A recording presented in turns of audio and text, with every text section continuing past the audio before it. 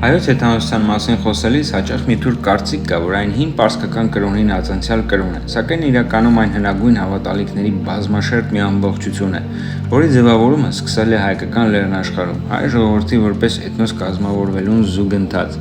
Այն անցել է զարգացման տարբեր փուլեր, ազդեցություններ կրելով տվյալ ժամանակահատվածում տեղի ունեցող իրողություններից եւ որոշ չափով նաեւ գերակա դիրք ունեցող հարևան մշակույթներից, բայց ասել թե այն հայկական չէ, նշանակում է առնվազն թերագնահատել հայոց նախաքրիստոնեական պատմությունը։ Եվ այսպես, ի սկզբանե տարբեր ցեղեր եւ ցեղախմբեր պաշտել են կենդանիների, բնության երևույթների, զբաղվել են մոգությամբ եւ այլն։ Տարածված է եղել լուսատունների, արևի եւ լուսնի պաշտամունքը, ինչը տարածված է հնդեվրոպական ծագում ունեցող շատ ժողովուրդների հավատալիքներում, եւ դա բացատրվում է նրանով, որ այս բոլոր ազգերի նախապատմությունը սկսում է նույն տեղից։ Հին հայերի մոտ տարածված է եղել նաեւ թոնրի պաշտամունքը, որտեղից էլ գալիս է մեր հայերիս մոտ տունը կրակի հետ նույնացնելը, երբ այն անվանում ենք օջախ։ Հետագա դարերում հայոց լեռնաշխարհում պետականությունների հայտ գալու հետ մեկտեղ ձևավորվել են դիցարաններ, որոնցից ամենահայտնին Ուրարտականն է։ Հին հայկական դիցարանում պաշտվել է Հայկ Նահապետը, ում անունով կոչվել է նաև Օրիոն համաստեղությունը,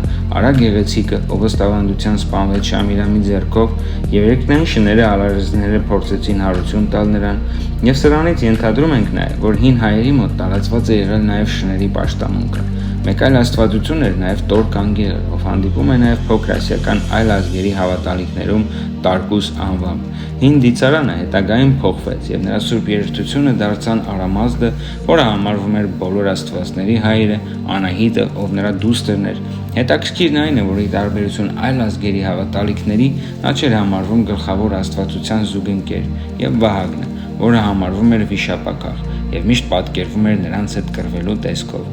Այլ աստվածություններ էին Աստղիկը, Հանեն, Վանատուրը, որը հյուրընկալության աստվածն էր, եւ թերևս մենք ունենք նման աստվածություն՝ Տիրը, Միրը, ում պաշտամունքը Հայաստան է հանցել իրանական բարձրավանդակից եւ հետո հասել Հռոմ եւ այլն։ Այս ժամանակաշրջանից մեզ են հասել բազմաթիվ կոթողներ, առասպելներ եւ ժողովրդական բանահյուսություններ, որոնք փաստում են հին հայկական կրոնի հարուստ լինելու մասին։